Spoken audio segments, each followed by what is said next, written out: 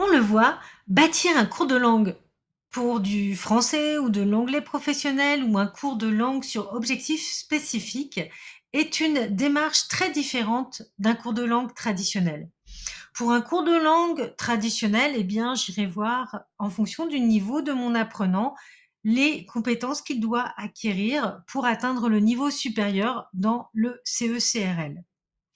Dans le cadre d'un cours pour le travail ou pour apprendre dans le cadre d'une spécialité à l'université ou tout simplement pour quelqu'un qui serait passionné de pâtisserie et qui voudrait maîtriser la langue pour suivre des cours de pâtisserie, eh bien là, je vais partir de l'activité professionnelle du métier.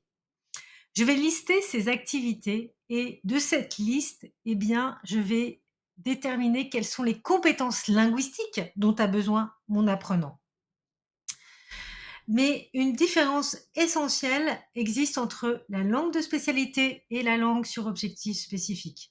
Pour la langue de spécialité, en allant faire des recherches sur internet, en allant trouver des référentiels emploi, quelques vidéos de professionnels, eh bien, je vais pouvoir rapidement construire mon référentiel. Pour la langue sur objectif spécifique, je devrais également prendre en compte les besoins spécifiques de mes apprenants en allant leur poser des questions, éventuellement en posant des questions aux parties prenantes comme le manager ou le responsable de formation et éventuellement en allant observer l'activité sur le terrain. C'est ce que nous allons voir dans le prochain module.